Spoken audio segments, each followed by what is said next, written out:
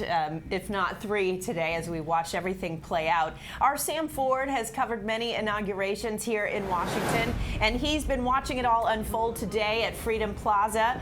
Sam, we were talking about how interesting it was that the new president got out right at his hotel to start walking.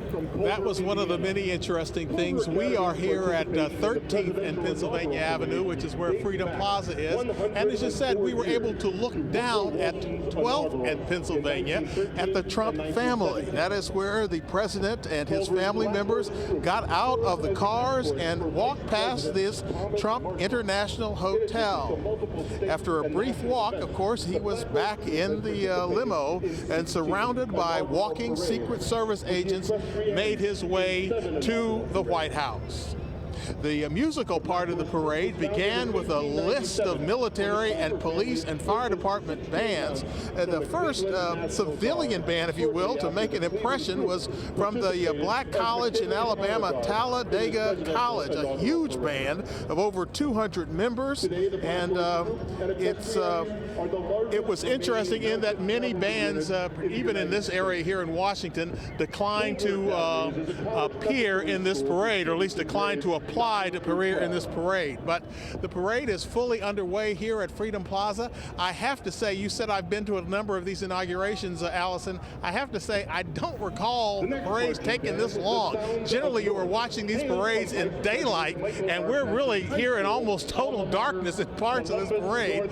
I think it's a little behind schedule, or at least behind the beginning, the start times of parades in the past, but nevertheless, a parade here, lots of excitement, lots of color, and lots of sound as Donald Trump is inaugurated as the 45th president. Reporting live from Freedom Plaza, I'm Sam Ford, ABC 7 News. Sam, thanks very much. We can tell you from the protesting side of things, at one point there were small bands or small groups of protesters, if you will, but at some point in the afternoon, a lot of those groups merged into one. Yeah, that's right. And then some of those groups kept walking together throughout the city. Lindsay Mastis picks up our team coverage from the ABC 7 newsroom, and you've been monitoring sort of the development of that via social media, Lindsay. Absolutely. You know, there have been dozens of arrests, and that's because some of these protests turned very disruptive, and it all played out on social media. So take a look right here. In this image, you can actually see a fire in those trash cans and newsstands. Here's another view of some of the vandalism. This says revolution or death, and here is a view from above. Now, this all started just as the inauguration was getting underway.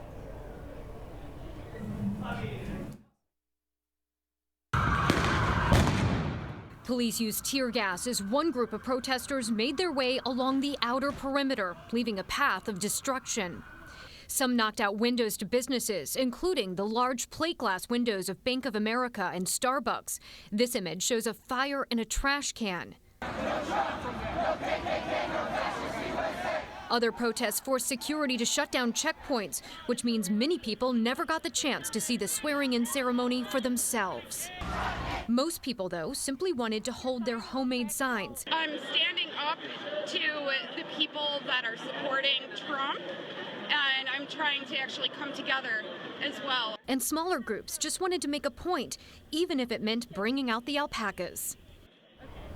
And this is a live look right now at 14th and K, where newspapers are on fire. I also wanted to show you some images on social media of what the aftermath looks like. This is that Starbucks coffee. This is where some of those windows were broken out, and you can see there's caution tape up. It actually looks more like a crime scene. Back to you. Okay, Lindsay, thank you. Now, you know, in the middle of this protest, something happened that really hit home here at ABC 7 News. Our photographer, Vanessa Kuhlhoff, this morning was out just doing her job, and she was injured covering some of the protests on the streets of D.C. As Scott Taylor reports, she is going to be okay. All of us watching live when our reporters Sam Sweeney and photojournalist Vanessa Kuhlhoff, covering the protest, are right in the middle of a standoff in Northwest D.C. near the National Mall. Protesters creating a human barricade attempting to block access to the inauguration.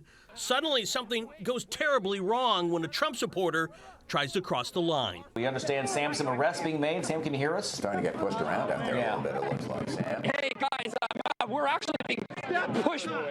Step aside. Let's go.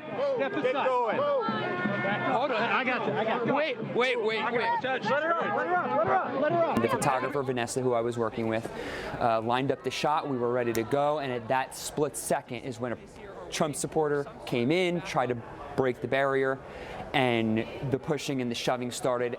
Maybe a half dozen to a dozen police officers came in, tried to break it up, make room, calm the situation, and that's when they were getting shoved, the protesters were getting shoved, the Trump supporter was getting shoved, and it just became an ugly situation real quick. Sam okay, but her colleague Vanessa knocked over and injured. Police moving quickly. They came up from behind her and grabbed her under her arms and just made sure she was safe. Sam tells me he never felt unsafe, even though there was a lot of tension in the air. And I knew that she was going to be okay when they tried to cut her jacket off, her ABC 7 station jacket. And she said, no, don't cut it. I can move. Don't cut my coat.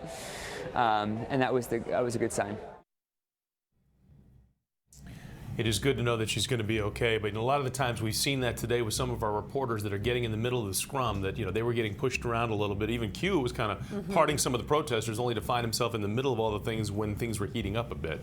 Things seem to be pretty calm right now, though. Yeah, and Vanessa has some bumps and bruises, but we're just really happy she's going to be okay. Yeah. We're going to take a quick break. Stay with us at ABC 7 News. We'll be right back. Julie Wright on Good Morning Washington. We're Good Morning Star. It's a big world. Hundreds of countries, thousands of cities, but